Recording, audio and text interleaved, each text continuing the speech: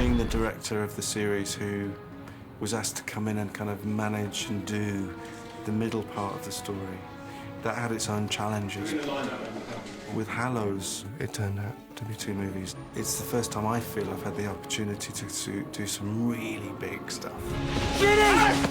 Go! Run!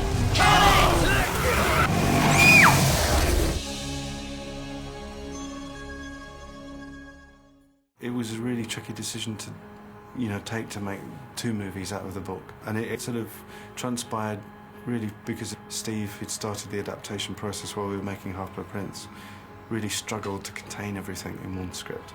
You can't get all this book into one movie. It's, well, not if you intend to make a film that does justice to the book and a film that is not 7 or 8 hours long. That's it. Very good, Mark. That was smashing. Good, Juliet. Right. No, I was very much against doing it as 2 films. I thought it was a terrible idea. When it was initially mooted by Lionel Wigram, who's now an executive producer on the film, I said, it's a bad idea.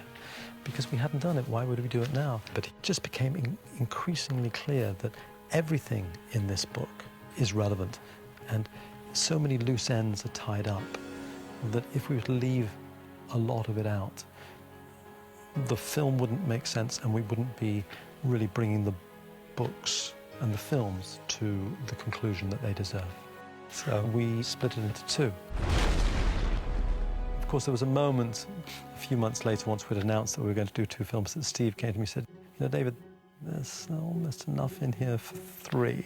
I went, no, we can't do that. So anyway, it's 2.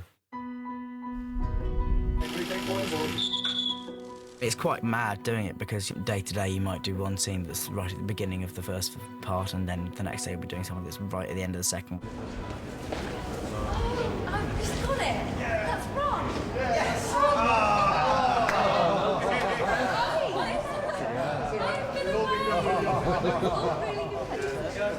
So it's kind of, it creates a kind of friendly atmosphere of chaos, which is rather enjoyable actually. Only another 220 days to go. It's a very long shoot, this one. These 2 films will be 255 days or so, and that's a marathon. That feels more natural, actually. Part 1 can't just be part 1 of 2. It has to be a complete film in its own right.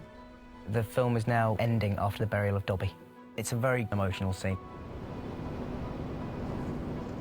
We were all really excited when we read the first draft of the script, but when I watched the first cut of the film, I kind of changed my mind. Because I wasn't keen to end the movie on a death, because 5 ended on a death, 6 ended on a death. And I thought, oh, let's not do another death at the end of 7 Part 1. So I thought, well, let's end in a more adrenalised, cliffhanger way.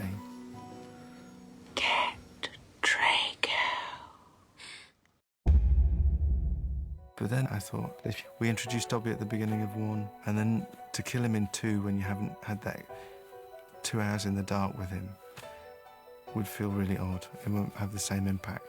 And so we end with Dobby's death. Dobby is happy to be with his friend, Harry Potter.